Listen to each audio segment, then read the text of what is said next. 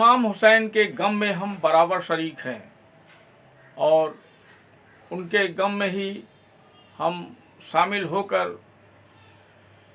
کربلاؤں تک جا رہے ہیں۔ امام حسین کے 72 ساتھیوں سمیت شہید ہو جانے پر ہمیں دلی غم ہے۔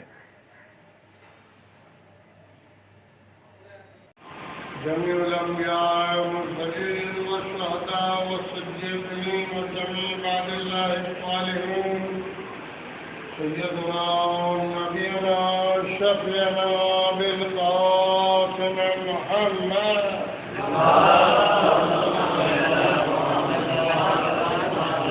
وآله الطيبين الطاهرين المعصومين المظلومين من يومنا هذا إلى يوم الدين. أما بعد فقد قال الله تبارك وتعالى في كتابه المبين وهو أصدق القائلين وقوله الحق. بسم الله الرحمن الرحيم. يا أيها الذين آمنوا اتقوا الله كونوا مع الصادقين. صلوات.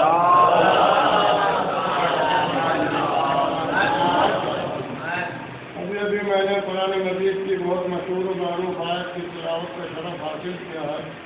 آپ حضرات دیکھیے کہ اللہ رب العزت نے کتنی ہم کو اور آپ کو عقل، شعور اور نعمتیں عطا کی ہیں جس کا کوئی شمار آج تک نہ کر سکا ہے اور نہ قیامت تک کوئی کر سکے گا۔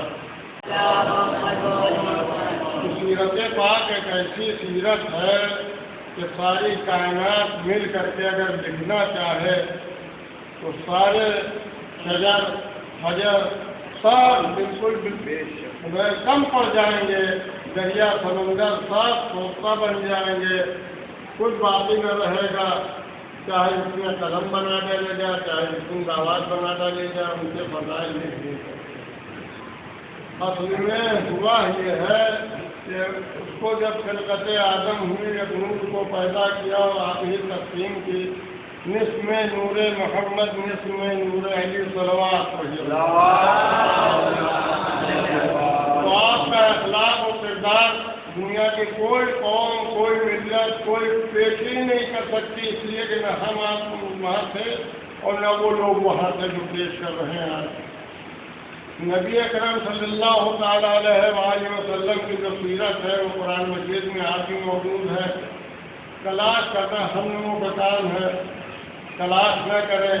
اور میں آپ سے پوچھتا ہوں کہ لفظ قرآن استعمال ہوا ہے، قرآن ہوا، دوسرا معنی پڑھنے کے ہیں، وہ تیسرے معنی پڑھانے کے۔ صلوات پڑھیے۔ تو جس نے نازل کیا اس کو نہیں معلوم ہے، آپ کو زیادہ معلوم ہے۔ اب ہم سے لوگ پوچھتے ہیں کہ کس کا پڑھا ہوا، تو ہم کہتے ہیں قرآن مجید میں 3 طرح کی آیتیں ہیں، ایک ہے انزلنا، ایک ہے نزلنا، ایک ہے منزلہ۔ پہلے ان 3 لفظوں کو سمجھ لو، اس کے بعد ساری بات سمجھنے کی ضرورت نہیں پڑے گی، خود بخود اپنے راستے بنتے۔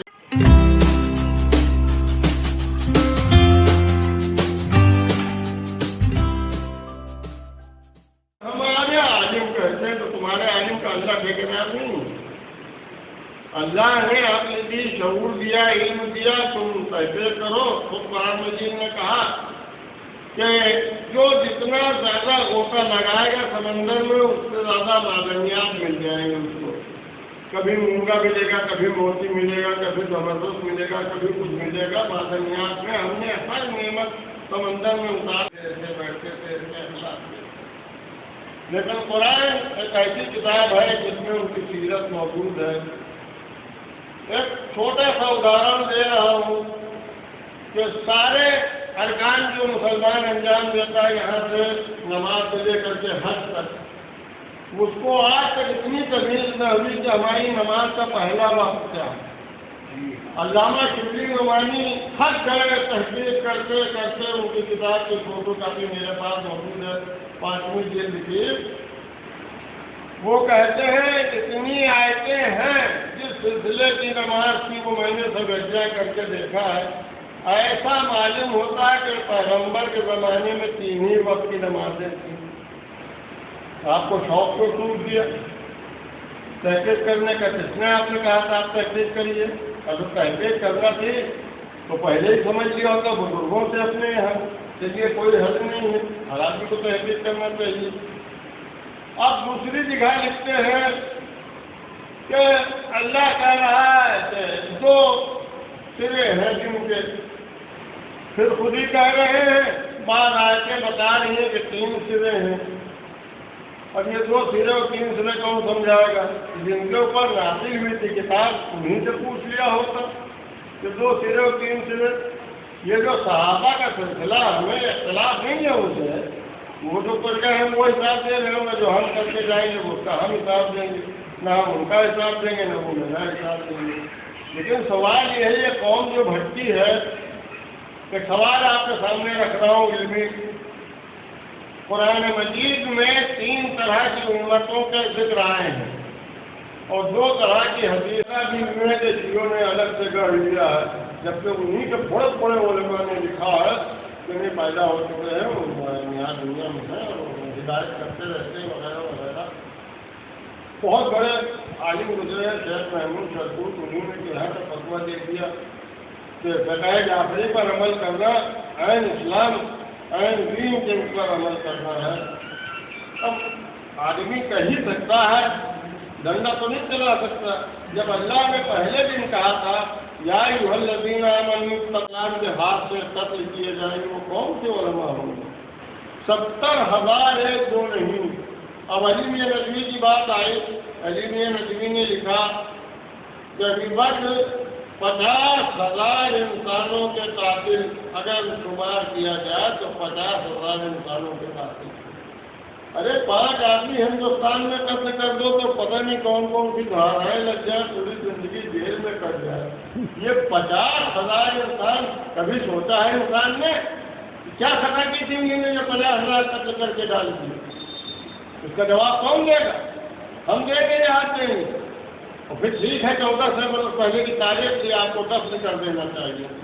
آپ نے تو اپنی کتاب المرتضیٰ میں لکھ دیا کہ اگر سارے نفوس جوڑے جائیں گنے جائیں تو 50,000 سے کم نہیں. ایک شخص 50,000 انسان کو قتل کر رہا ہے تو عوام کیا کہے گی؟ تلوار سے نہیں پھیلا تو کہے تو کہیں. ابھی میں نے بتایا اشارتاً کنایتاً کہ پہلے امام جو شاہی بنائے گئے ہیں وہ امام اعظم ابو حنیفہ، جن کا آج قوم سے نام پوچھ لی تو نام نہیں معلوم. سب کہتے ہیں ابو حنیفہ تھا، ابو حنیفہ. یہ ہے قوم کی علمیت کا معیار. جو آدمی کنویں میں گر گیا، کنویں میں گر گیا، کنویں میں گر گیا، اب ہم پر نماز فرض رہے گی، فوراً نماز توڑ کے اس کی جان بچائیے. بعد میں پوچھے کہ قبیلے زدہ کے دھرم کا تھا. پہلے انسانیت یہ ہے کہ پہلے اس کی جان بچانے کے لیے نماز توڑ کے دوڑ کے جائیے. یہ کردار محمد رسول اللہ نے جو پیش کیا کم تھا؟ یا بتائیے نماز پڑھواؤں، نیت کیا انہوں 4 رکعت کی، پہلی رکعت میں ہلڑ مچا، آواز آئی، دوڑو دوڑو، لگ گئی فلاں کے گھر میں آگ لگ گئی، نماز چھوڑ کے فوراً جاتی. یہ ماں باپ کو حکم کیوں ہے کہ جب نماز پڑھنے چلو تو مجھے شریعت نے خود جائز کیا کہ ماں باپ سے کم یہ کہہ کر کے جاؤ تو مسلے پر کوئی کام ہو تو پہلے بتا دیجیے. اور اگر اس درمیان میں نہیں بتایا، مسلے پہ پہنچ کے اللہ اکبر کہہ دیا، نیت کر لی ہے، اور ماں آواز دے رہی بھیا کہاں ہو، پیاس لگی جلدی آؤ، تو دوسری آواز سے آپ اس کی دوسری آواز سے جو پڑھ رہے ہیں وہ زور سے پڑھیے تاکہ ماں کی آواز تک پہنچ جائے آپ کی آواز. وہ خاموش ہو جائے گا، سمجھ لے بھیا عبادت کر